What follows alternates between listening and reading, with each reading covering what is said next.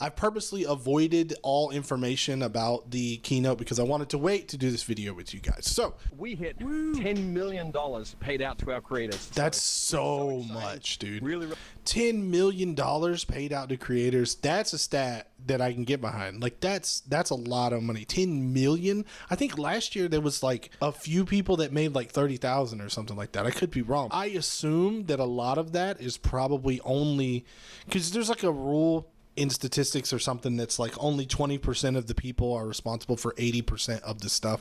I feel like there's a few people out there who are making good money, and I wonder who those people are and if I could talk to those people and figure out what exactly are they doing. They're probably just people who are game dev. There's been a lot going on. We've shipped a lot of updates to Rec Room. So here are just a few of the highlights. I'm really excited to say we've brought the crash rate down by 90%. So I do feel like, especially with the new bean bodies, like crashing has went down for me. Doubled ink limits, that definitely has helped. There's been at least a room that I've worked on where having a double of ink limit like really helps. A dorm customization plus, you can finally change the time of day in your dorm room. It's a little weird the way that they have to do it. I think they have like old and new like systems when it comes to that. We also invested in a third person mode. So for players who are on a phone or who are on a console platform, you can now see your avatar while you're moving through the world. Is that who third-person mode is for? I guess I've never played on a phone. None of the phones I've ever owned have been powerful enough to even play Rec Room. So, X Room Party Voice Chat. This is a thing where you can like get in a party with somebody and be in separate rooms but still talk to them. I haven't used that feature. Pop-up games. I mean, there was one pop-up game. They came up with one and then they never used that feature again. Trials of TMNT. That was pretty good. That was a really good like quest type thing. I think it's going away soon. I hope everyone's tried My Little Monsters. If you haven't, please go play it. It is super, super fun.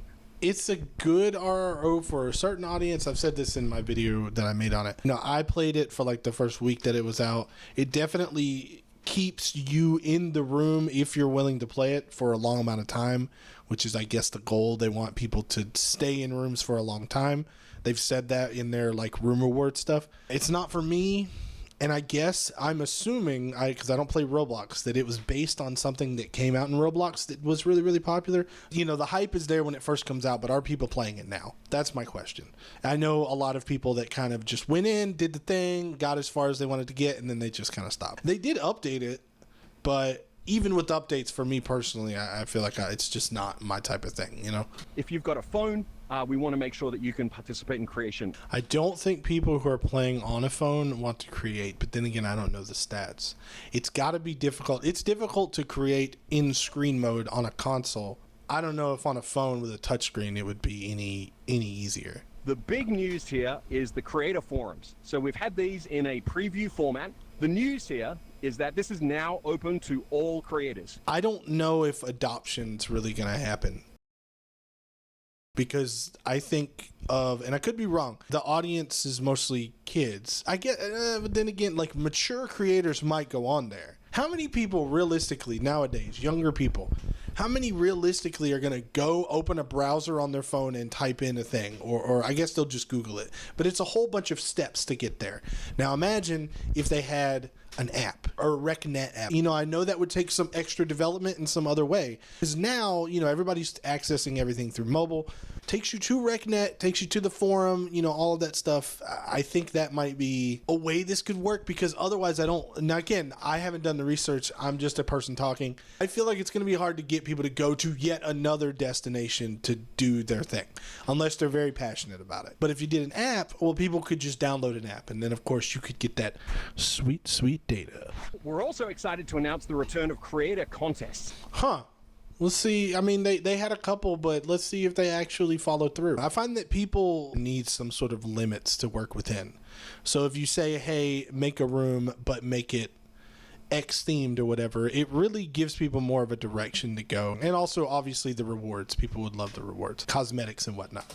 And you'll also see us soon investing in updating the Maker Pen for mobile specifically. Oh, well, that's pretty. Like I said, it was difficult to create on a phone. So for them to be thinking about that and actually changing that, that's pretty cool. I mean, I'm not going to do it. I'm not going to make on a phone, but No. So Rooms 2.0 beta needed more time in the oven, definitely. Oh my gosh, it's so glitchy. You place down a block or whatever, and then you save, and when you come back, it's in a different position. Like, it's like impossible to create. Although I do know that making Rooms 2.0 studio rooms seems to be more stable. At least they're updating people about it. They're like, hey, we realize it's it's not great. We're gonna step it back, which is good. Let's talk about Run the Block. Ooh, Run the Block. RRO that's coming. Okay, I got to play this early, and a lot of people did. I really enjoyed it. It's really reminiscent of like an old like Tony Hawk Pro Skater type deal, combined with like Jet Set Radio. My favorite game series is Ratchet and Clank, made by Insomniac, who also made Spider-Man and Sunset Overdrive, and on those there's a lot of grind rail. Well, not Spider-Man, but there's a lot of grind rail type things, and so there's some of that in this game, and I really like it. You'll be able to clone Run the Block. Really? I guess maybe because all of the circuits for it and like the player definition board and the way people move, that's all kind of already defined.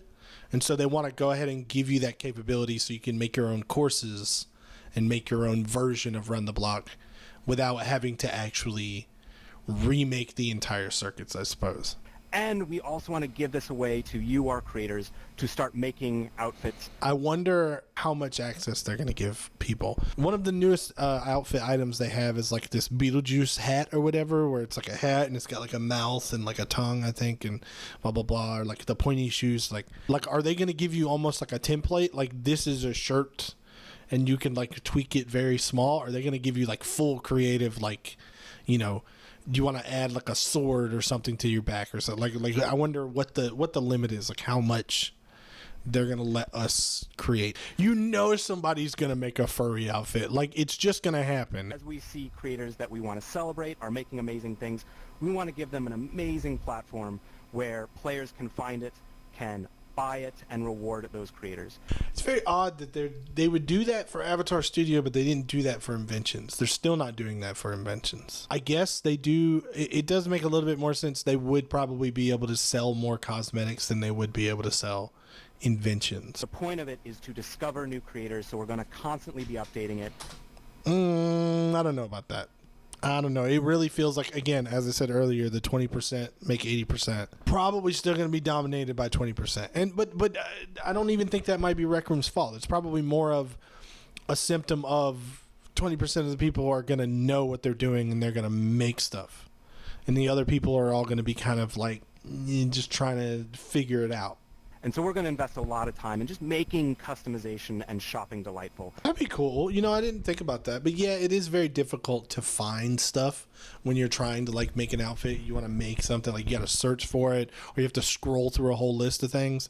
Although, you know, looking at it here, is it more of a, we're going to try to push more sales to you? Because from what I'm seeing here, it looks like we want to sell you stuff. We want to give you an easier way to find something that matches so we can sell you stuff. Crescendo of the Blood Moon is coming to Quest. I think that's really good. There's a lot of people on Quest, and so for them to get it, to be able to play it, that's a good thing. This one is a kind of, if you know, you know. We're making double. They're bringing double shot back. That's so funny. What did you guys think about the keynote? Any of the new features coming? Let me know in the comments. My internet's back, so hopefully recording will resume as normal. Bye.